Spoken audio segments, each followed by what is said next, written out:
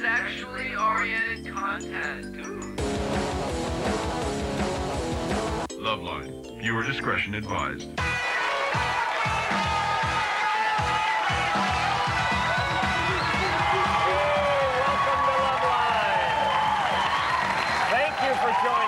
I'm Adam Carolla. This is my partner, Dr. Drew. Dr. Drew he's a medical doctor. Right. And we say that every night. We say it on the TV, we say it on the radio, but a lot of people assume because you talk about affairs of the heart that you're a psychologist. No. Or some sort of quacky love doctor. This is not true, right? No. These are medical issues. These are things that people would see interacting with their doctor in primary care. You are a board-certified physician. Thank you. You're buttering me up for something here. I better get back behind the chair. You are like the Turk. I butter you up, and I stuff you and throw you in the oven. Right. Oh, yes. You're scaring me. No, please. I'm a big fan. Thank you. I was talking about myself. All right. Tonight, our guest from Melrose Place, Kelly Rutherford.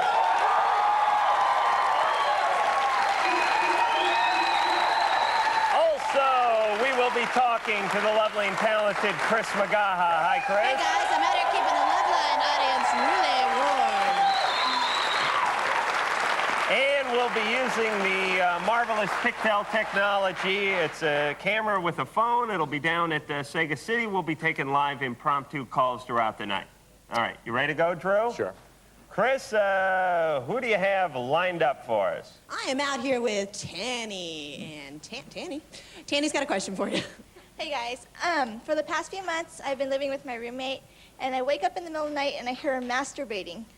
And it really bothers me, but I don't even know if she's awake. So my question is, how do I tell her if she's awake that it bothers me? And if she's asleep, how do I tell her that she's actually masturbating and keeping me up at night? Do you guys share a room? Yeah. Really? Yeah. There'll be a lesbian encounter before the week's out. Believe me. Believe me. Are you? No. Tanny, are you in a feisty mood? Yes. Are you doubting that she's awake? Is that what you're saying? She's a heavy sleeper. And I don't know if she's awake sometimes. She's awake. I'll say her name and she doesn't say anything. And maybe she's embarrassed. She's but embarrassed. I think she's a really deep sleeper, though. She sleeps through everything. Does she stop when you mention her name? Nope. Could you? Then maybe she's asleep then. I was gonna say, how do you know that she is for sure masturbating? She's making these real cute sounds and moving around. She's moaning a lot and she's moving around. That could just be like still. nightmares or something. Maybe she's dreaming. Maybe it's possible. Maybe. Why don't you consider writing her a letter or something? So you don't have to spare her the confrontation, and yourself too, and just say, this is what I see happening. If you want to talk about it, leave it open. That you're not angry with her. Letter. That's a horrible idea. What would you do? I would put like a. Oh no, I'm not going to turn the audience against me. When she falls asleep, I would slide like a mouse trap in there, and then when she went for it in the middle of the night, it would snap on her hand, and she would never do this again. This is much more realistic advice. It's genius, diabolical genius. Here's the thing about writing the letter. You write the letter when you plan on never seeing the person again. Let me tell you when you write the letter. When you back out of the parking lot and destroy somebody's fender, then you put the letter on. Sorry, you shouldn't have parked there. I'm out of here. You don't write someone a letter that you're going to cross in the hallway an hour later. Then she has to confront her directly, straight off. If she writes a letter saying that, I think you're having nightmares, I've been hearing you at night, I'm concerned about you, that sort of thing. And if she'd been masturbating, she'll realize that she's awake, and you're awake and are hearing this, and will maybe lay off and stop. And it'll avoid the whole confrontation. Otherwise, she's got to tell her. Or get another room or roommate. Yeah, different rooms. Well, then it's just going to turn into an orgy in there. Yeah, you can't afford your own room? Not really. All right, well then, you know what you need to do? You just buy some earplugs and one of those shades, and please, this is what you should do. You know what I do? I keep a fan by my bed. It's not a joke. It just drowns out everything. There could be a gang of gang members could bust into the house, destroy the entire apartment. I'd sleep right through the entire thing. Certainly, it'd also give her a message that you're awake and that you're disturbed. I just tell her you're worried about her. You think she's having nightmares. Give her a little wink while you're saying it. And she'll know what you're talking about. All right? Thanks very much.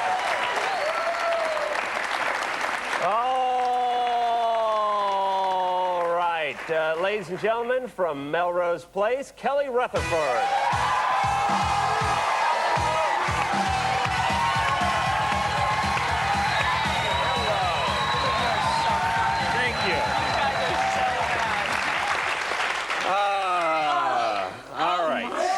So, let me just make sure I got everything straight here. Okay. You are a high-class call girl. Yes. Right? Yes. And, well, you know. No, I'm not talking about Melrose Place. We're just talking. Yeah, we're just talking. No, please. Do you speak from experience? Yeah. Now, who is it? Kimberly? Kimberly. Kimberly has a brain tumor. Yes. And well, it's now, you know, yeah. Right, and she can no longer satisfy Michael Calabro. Right. So she hired you to have sex with him. Right. This is quite a woman. Isn't this good?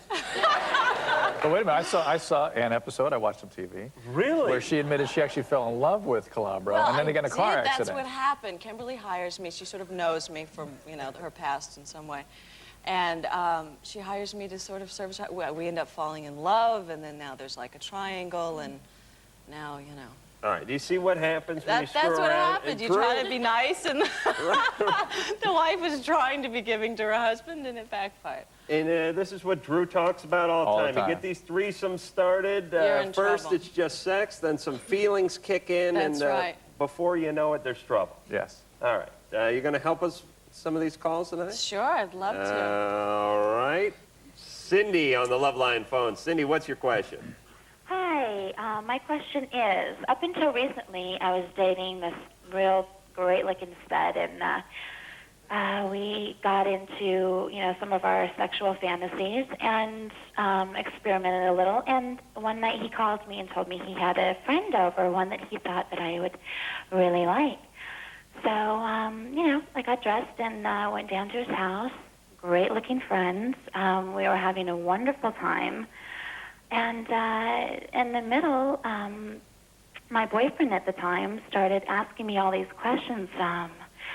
Do you think he's really cute? And is he better than me? And, you know, is it bigger than mine? And all those questions. And I thought, you had to ask if it was bigger? But you guys were sitting around naked, right? Of course. Well, of course we were naked. So I mean, his you idea. didn't have that much fun with your clothes on. Yeah, but I mean, were all three of you naked? Yeah, we were all, you know, having a good time. I just want to know, how come you have to ask if a guy's penis is bigger when they're both hanging out right there? All right, but this is another example. But Cindy, this is another example we've just been talking about. So wait a minute, they were all naked. They all have whatever. Everybody's naked. Yeah, but your relationship with your boyfriend would not survive this. That's what I predict. That's the whole thing. Okay? Of course, it would not survive. Not only did he got jealous in the middle of it, even if he'd been able to contain his feelings throughout the action there, afterwards this relationship would not survive. Three doesn't work. Humans, I don't know where our culture got the idea that it works. It doesn't work. Yes, 4 is fine, but 3, it's an odd number syndrome. Yeah, his idea of monogamy is like one person in his bed at a time, right? That's like the...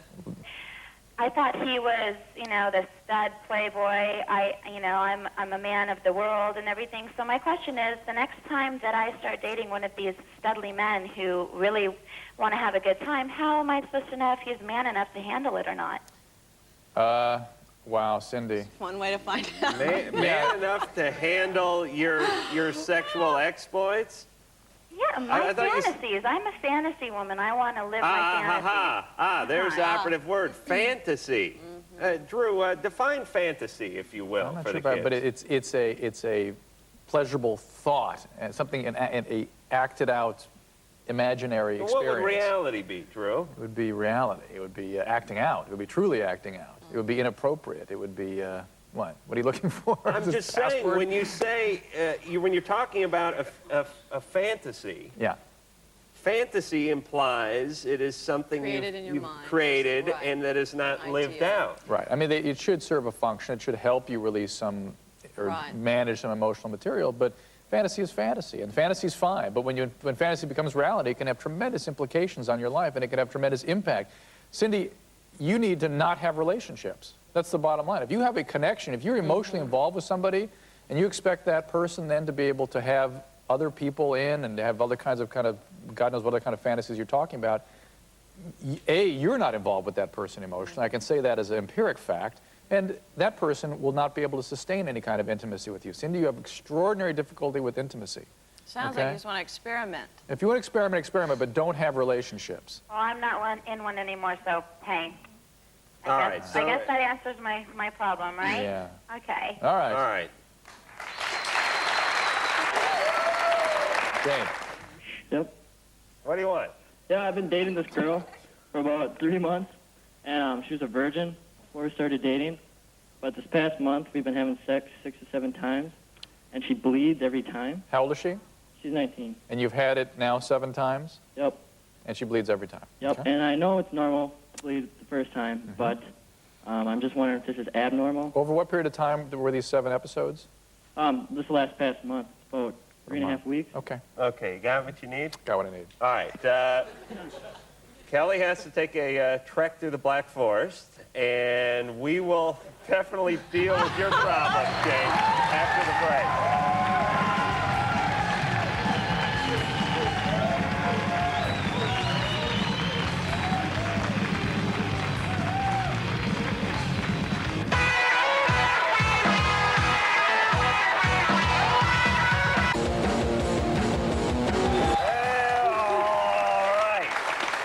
More LoveLine.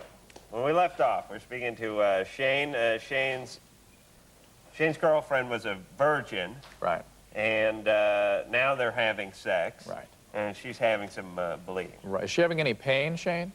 Not really. Just the first time, but that's kind of... Right. Some women actually continue to have bleeding or will forever have bleeding intermittently in relation to their sexual activity. It's not unheard of. She is sexually active now, so she does need to take care of herself and see a gynecologist or a doctor, have a pelvic exam to make sure that everything is okay anyway. So she ought to get herself in to be looked at to be sure this isn't something of an important nature. I doubt it. And I suspect it will settle down by itself. What are you guys doing for birth control? I just use a rubber, so... Use it just? Use a condom. Okay. Using it properly? Yep. I guess we really didn't talk about that enough. Proper application. You have to roll it down a little bit before you put it on. Make sure it hasn't been in your wallet or a glove compartment. Oh, yeah, I never leave it in my wallet. Okay, all right. Don't leave it on the dash of your car. Right, absolutely. Oh, the chicks dig that. Yeah. They see that, and they see the Playboy air freshener, the chrome silhouette of the busty woman on the mud flap, and then the big box of condoms on the dash. She knows you're good to go. Just stop talking like that. All right, Shane, get her to the doctor, but I wouldn't worry about it. I'm sure this is something that will take care of itself. So. All right, so what do? You pre-roll it? You roll it down a little bit so there's some room at the tip. Oh, please, you guys act like you know. Come on. And you have to squeeze the air out, too. Squeeze the air at the tip. And... You have to belch it like Tupperware? You have to burp your condom.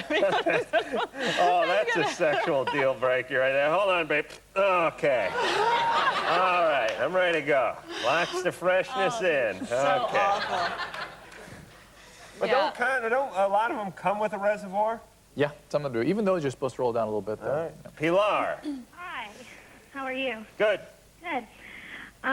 Well, here's the situation. My girlfriend and I have been dating for about a year, a little over a year, actually. And we're both sexually inhibited, I would say. And so she suggested to me that we possibly try herbal ecstasy. So my question has essentially 3 parts. I wanted to know if it's effective.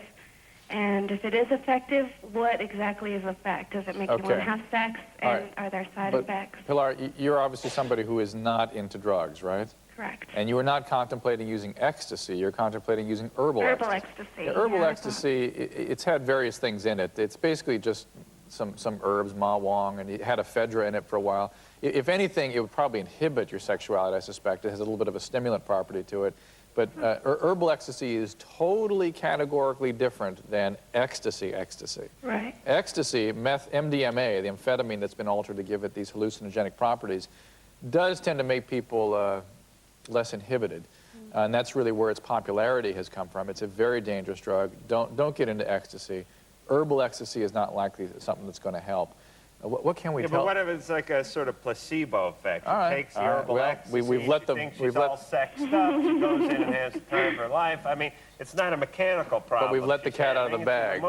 Now she knows it's not going to work. Yeah, but it's about intimacy. I mean, ultimately. Right. I mean, you know, this is what everyone does. They go out and they take drugs so that they can be themselves, so that they can be intimate. Right. Which is insane, because they're just somebody on drugs then, doing things they wouldn't otherwise do. You're not on drugs anymore, and you look at this person, and you think, what have I done? You know.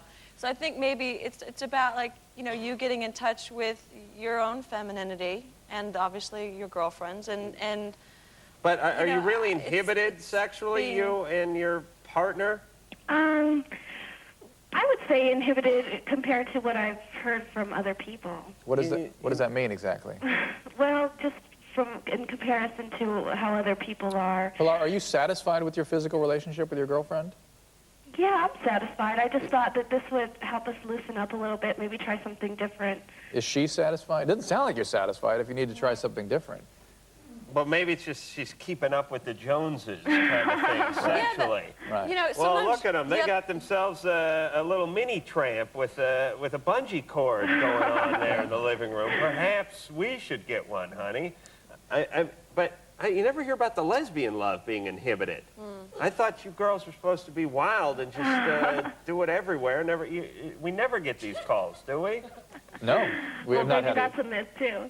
Yeah. All right. Well, listen. I think it's just about exploration. You don't need to get loaded in order to get into it. It's just relax, loosen up a little bit. If you both want to go this direction, then you can both go that direction. Yeah, I mean, some oysters, some champagne, you know. I mean, romance, too, helps, you know. So essentially, it's pretty safe, though.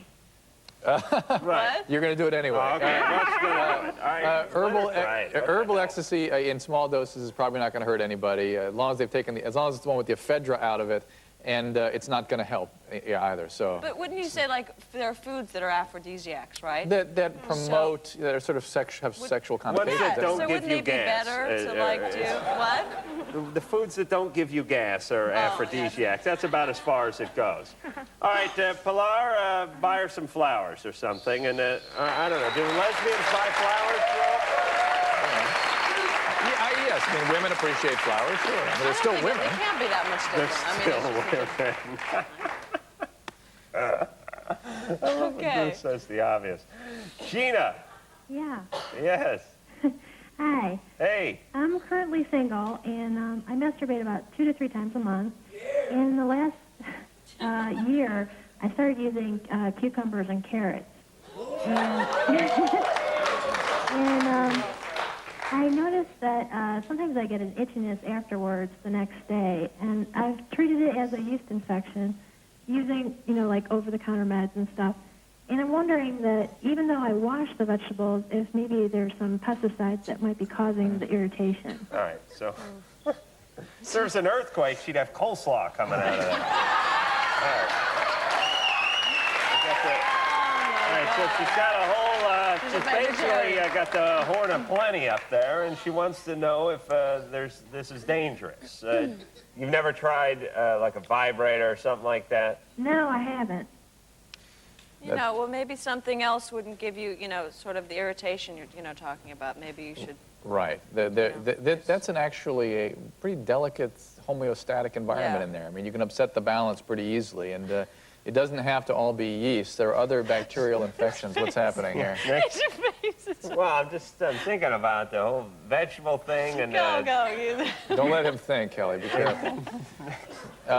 It probably is another vaginal infection other than yeast. It's called vaginitis. There's multiple different bacteria that can cause these, and they usually require more treatment than you can get over the counter. So you need to talk to your doctor about it. Sometimes it would be an oral antibiotic. Sometimes it'd be a cream. There's a cream out there that's relatively new called Metrogel. It's very effective against most of the bacteria that cause these kinds of infections. And I agree with what everybody's saying here tonight, is that consider other means, and if you're going to stay with the produce, use a condom or something. I mean, oh, please. Look, you know. You are so knowledgeable. Yes, and like slip a little ranch in there too while you're doing it. All right, Gina, thanks for your call. I wanted to find out what she did with this stuff. I get the feeling this goes on and people put it right back into the crisper and then. All right, Adam. Who knows how much food I've ingested that's been God knows where. We're not going there. Next. All right. Thank you, Kelly. Thank you. Too late. We already went. Everyone's mind went there. You went. No, you were there too. All right, I was on the train. I couldn't get off. David Pictel. Dave, you have a question. So the movie star. No autographs, please. Dave. Working this moment. There's a question about peyote, I think. Hi, guys. Hey. Hi, can you guys help me out? No. All right, every time me and my girlfriend are about to have sex, she pops in a porno, and it makes me feel real uncomfortable, you know? How can I get her to focus more attention on me than the VCR? Can you help me out? Where's she popping it in? Because that could be discomfort, yes. All right, so the worm has turned in a way, because it's usually women that are complaining about the men being too involved with the outside stimulus and especially pornography. It turns her on. It does turn her on, does it not, Dave? Maybe this girl needs these points. Yeah. I think We're seeing why she needs these things, right?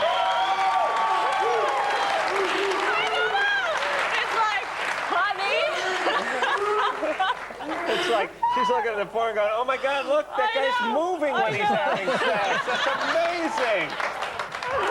All right, listen, Dave, here's the situation. It is adding to the sex for her. It's nothing to do with and it's nothing about how she feels about him. He shouldn't be so insecure about it. It's something that she enjoys, she likes. He should be willing to allow that in if it's something that's important. Let me give one of my disgusting examples, if I could. I enjoy the brisket. That's a nice cut of meat there. I then like to get a little horseradish and put it on the side. Why? Would I eat the horseradish straight out of the container? No, that would not be good. It enhances the flavor of it for me. That's what I enjoy. This is just enhancing your brisket with a little horse porn going on. That's all. Thank you, Dave. But, you know, she might also be doing it to, like, get him going. You know, I mean, maybe it's her way of sort of, maybe she thinks you would think it was cool. Yeah, maybe she's trying to kickstart him a little bit. Going, Who look, knows? Yeah, with a little brisket or a little whatever.